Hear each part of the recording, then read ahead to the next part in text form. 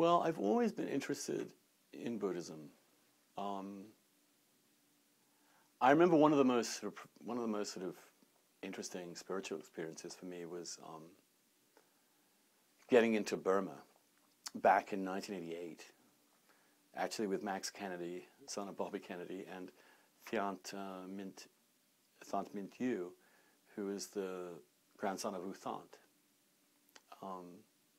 and who is still a big Burma supporter.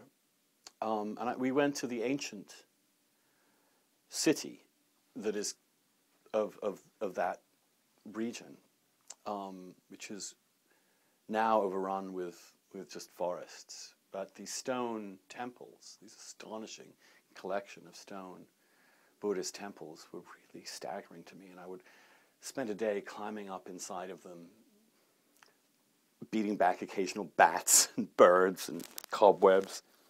And the weird thing is, when you got to the top of them, you actually came above the roof, the roof of the trees. In other words, whatever you call it, the canopy. You rose above the canopy of the trees, and you could see, like a great armada on an ocean, the tips of all these temples rising out of the forest, and you were above them all, and you could see it. And I certainly felt that there was something very profound there, something very deep and interesting.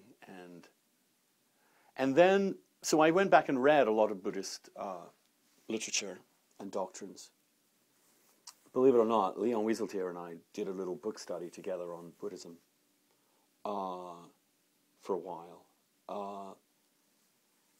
And then my interest in Merton and following his theological journey, which ended up very close to Buddhism, and my own intuitive understanding of the way Jesus appears in the Gospels and the way he reacts and interacts with other humans. I find it very compelling. My problem, I think, fundamentally, is with the idea of the disappearance of the individual into the collective consciousness, which I don't like. I guess I really am a Christian. I think that we really do stay ourselves forever.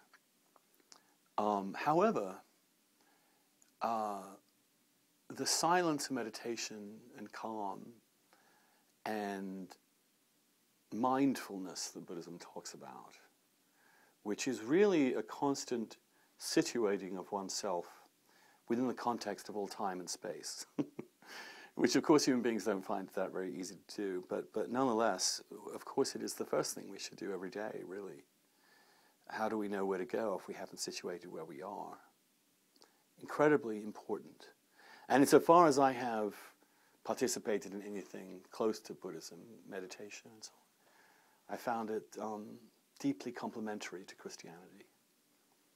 I know that, strictly speaking, the theologies are clearly contradictory. It doesn't feel that way to me.